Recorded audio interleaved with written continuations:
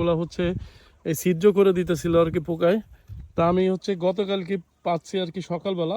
আসসালামু আলাইকুম দর্শকবৃন্দ, আমি গতকালকে সকালবেলা হচ্ছে এই ম্যাজিক ফেরামন ফাঁদটি পেতেছিলাম আমার এই যে ধুন্দল গাছ। এই যে দেখেন, এই যে ধুন্দলগুলো হচ্ছে এই ছিদ্র করে দিতেছিল আর কি পোকায়। তা আমি হচ্ছে গতকালকে পাচ্ছি আর কি সকালবেলা। আজকে দেখেন এই যে রেজাল্ট, মানে কি পরিমাণে পোকা যে ভিতরে জমা হয়েছে এই যে দেখেন, আপনারা নিজেই দেখেন। আমি আসলে লাইভ করতে চাইছিলাম কিন্তু আসলে ব্যস্ততার কারণে আসলে করা হয় নাই। তাই এই কারণে হচ্ছে একটা ভিডিও করে আর কি দিচ্ছি।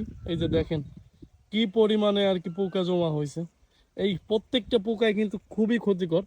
আপনার হচ্ছে কুমড়া, তারপরে শসা, তারপরে এই যে ধুন্দল, এই আম, তারপর লিচু, এই ধরনের ফসলকে বা এই ধরনের ফলকে মানে এই পোকার হচ্ছে সবচেয়ে বড় শত্রু। মানে এরা হচ্ছে ছিদ্র করে দেয়, মানে আল ঢুকিয়ে দেয়, আর হচ্ছে আপনার ওইখানে বেঁকা হতে শুরু করে ওই সবজিগুলো। এই যে দেখেন, এই যে এটা কিন্তু আল ঢুকিয়ে দিয়েছে, এই দুন্ডলটা কিন্তু বেঁকা হয়ে যাচ্ছে।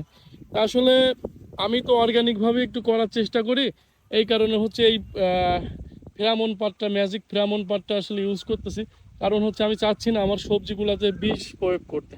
কারণ বিষ প্রয়োগ করলে আমরা সবজির গুণগত মান যেহেতু নিজে খাবো বা আমি বাণিজ্যিকভাবেও যদি করি, তাহলেও আমি চেষ্টা করি যে এই ধরনের ন্যাচারালভাবে, অর্গানিকভাবে আর কি এই পোকাগুলো মারা যায় কিনা।